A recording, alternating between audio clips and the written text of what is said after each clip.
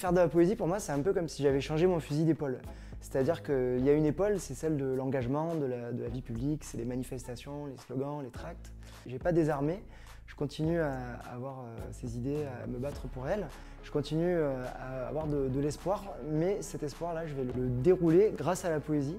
Je m'appelle Sylvain Pathieu et mon recueil En Armes sort à l'Iconopop le 7 avril. C'est une poésie mobilisée parce que je suis quelqu'un d'engagé depuis les années 90. C'était des années de changement, il y avait à la fois de l'espoir parce qu'il y avait la fin des régimes communistes qui étaient des régimes autoritaires et en même temps les craintes parce qu'on nous disait que c'était la fin de l'histoire, que l'avenir était au libéralisme triomphant et qu'il n'y avait pas d'autre alternative.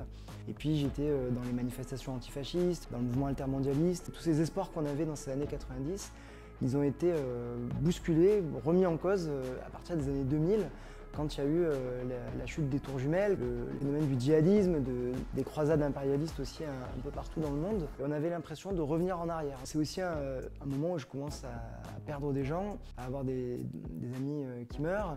Et donc ces fantômes qui sont à la fois politiques et intimes, ben, ils s'entrechoquent, ils se bousculent dans mon livre et c'est ça qui m'a donné envie d'écrire.